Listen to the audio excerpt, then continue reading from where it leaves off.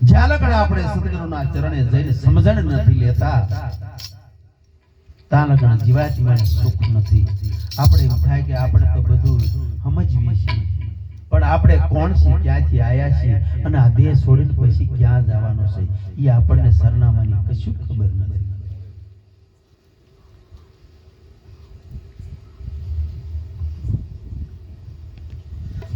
સાધકને અનુભવથી ઓળખાય જ્યારે દેહના અંદર પોતાના આત્માની ખબર પડે કે હું આવી રીતે છું. જ્યારે તમે તમારા આત્માને ઓળખશો ત્યારે ભગવાનને કે માતાજીને કોઈ અજાણ્યું ન રહે. આ દેહ આપણો રહ્યો ને એક નાનો દેહ છે અને વિશ્વ એક મોટો દેહ છે. જ્યારે તમને આ દેહની ખબર પડી જાય છે પછી આખા વિશ્વની ખબર પડી જાય છે. પણ પારખા વગરનો જો કોઈ એવો પથરો મળી જાય ને તો એ લોભ કદી કંચન નથી થતો અને સદગુરુ વગરની સાધનાઓ બધી જે કરે ને એનું જીવ પણ જાતું નથી. જીવ છે ઈ શિવ છે, મન છે ઈ અમન છે, પણ અજ્ઞાન દશા લાગ્યું એટલે આને જીવ પણ થઈ ગયો છે, એટલે આને ભય અને ભ્રમણાયું બધી વળગી ગઈ છે. રવિ રવિ કરતા કોઈ દી રજની મટતી નથી. અત્યારે રાત છે, દિવસ દિવસ કરવી તો કોઈ દી અંધારું જાતું નથી. હદિયે રવિ ઉગે જ્યારે ગુરુજીનું જ્ઞાન મળે ને ત્યારે અજ્ઞાન રૂપી જે અંધકાર છે મનની અંદર બધો જતો રહે.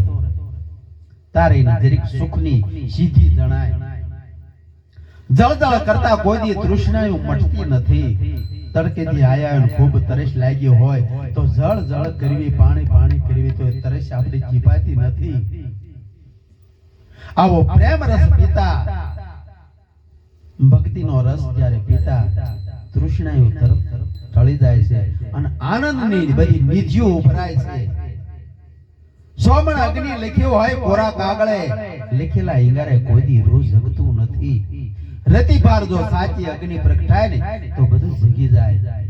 વિધા ટળે છે અનહદ ચિત્તી ભગવાન અપરંપાર છે. એની જ્યારે સદગુરુ મહારાજ આપણને શાન કરીને સમજાવે ને ત્યારે ભગવાનની ખબર પડે કે ભગવાન વા તારી કળાવા. આખા જગતની અંદર એના હુકમથી બધું હાલી રહ્યું છે અને બધું આખા વિશ્વની અંદર બધું એક જ છે. ભગવાન એક જ છે. વર્ધનની અંદર કહો, માતાજીની અંદર કહો, ભગવાનની અંદર કહો કે પાંચા કે મેરડીની અંદર કહો, બધી સત વસ્તુ એક જ છે. ધરતી માતાના 9 ખંડ છે પણ સૂરજ તો એક જ બધી પ્રકાશ પાડી રહ્યો છે. સૂરજના ભાગ ન પડાય. એમાં તમારા અને મારા ધર્મ નોખા નોખા ન હોય. દેવી કે દેવતા બધાની અંદર એક જ વિલસી રહ્યો છે. કૃષ્ણ ભગવાન ધીમા કહે છે કે અણુ અને મ્યારો અને જઠ ને ચેતન ને સબ ઘટની અંદર હું વસી રહ્યો છું. ચાલ્યો જલબની, કાપ્યો કપબની, અગ્નિથી બળોની, પાણીથી ભીંજાવની અને અણુ મ્યારો જડ ચેતન ને સબ ઘટમાં મારો વાસ છે. પણ આ જાણવા હોય તો સદગુરુના ચરણે જવું પડે છે. ત્યારે આપણને ખબર પડે છે મનુષ્ય અવતાર મળ્યો છે પણ આ આપણને ગમ નથી. શું કહે છે? માનવ તન મળ્યું છે મોંઘા મોલ નૂર લોલ. માનવ તન મળ્યું છે મોંઘા મોલ નૂર લોલ.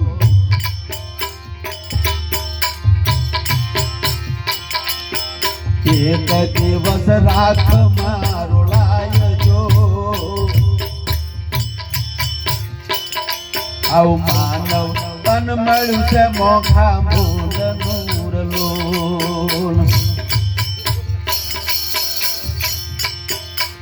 ક્યાંથી આયા ન તમે ક્યાં જ જોર લોલ.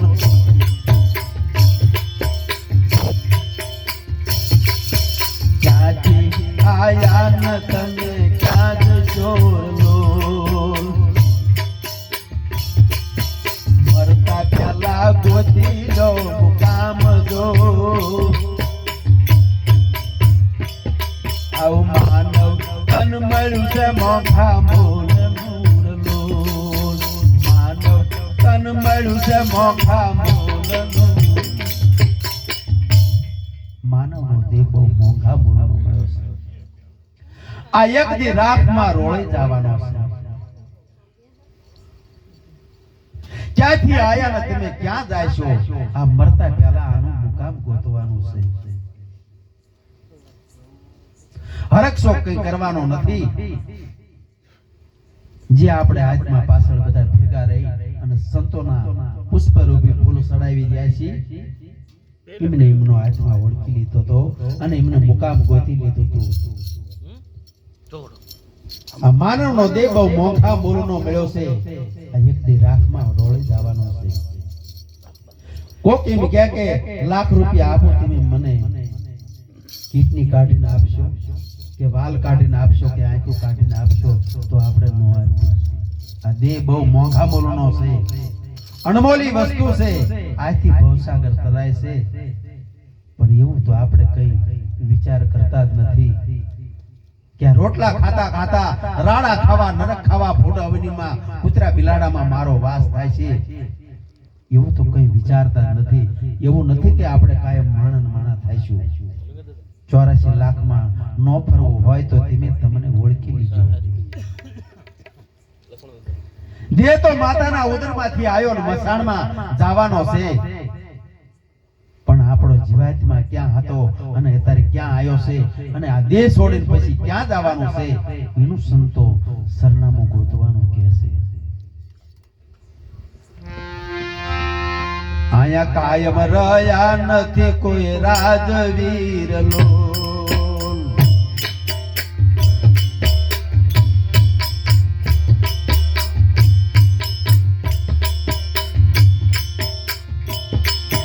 કાયમ રહ્યા નથી કોઈ રાજવીર લોલ.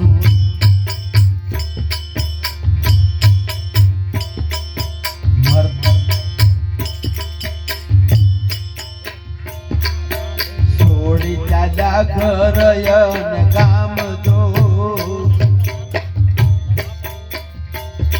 આવું માનવ તન મળ્યું છે મોંઘા મોર લોલ. માનવ તન મળ્યું છે મોંઘા. કાયમ આય કોઈ રહ્યા નથી રાજા રંગ સંત કે ફકીર. आएगा सब जाएगा राजा रंग संत के फकीर. ત્રણ પ્રકારના કર્મ હશે. સદગુરુના ચરણે જાશો તો તમારા સંચિત કર્મ, સંઘરેલા કર્મ હશે ને બધા બળે ખાક થઈ જાય છે. અને ક્રિયામણ કર્મ એટલે સમજવા શીખ્યા ત્યાંથી અતાર લગનમાં જે આપણા કર્મ હશે બળી જાય છે. પછી આપણે કહેવાય કે ભક્તિ કરીને કોઈ નીતિ હાલ્યા, પણ જે પારપ પટી જે બની છે એ ભોગવવી જ પડે. રાજા રંગ કે સંત કે ફકીર બધાને ભોગવવી પડે. દાખલા તરીકે આપણે આ ભજનની કેસેટ ચડાવી હોય કે લગનની ચડાવી હોય, જેવું કેસેટમાં આવ્યું હોય એ આપણે ભોગવવું પડે. પછી આપણે કહેવી કે ચમ આવી પટી આવી, ચમ આવા મારા દીકરા કે ચમ આવા મારા કુટુંબ પરિવાર, પણ આપણી જ પટ્ટી છે. જેવી જેવી આપણી પારપ પટ્ટી છે એ રીતે આપણે ભોગવવું પડે.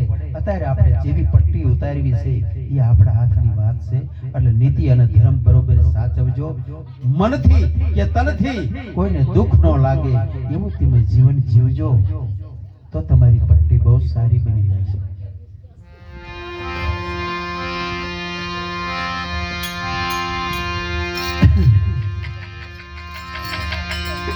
દેહ સતાવી દેહ ન પામવાર લોલ.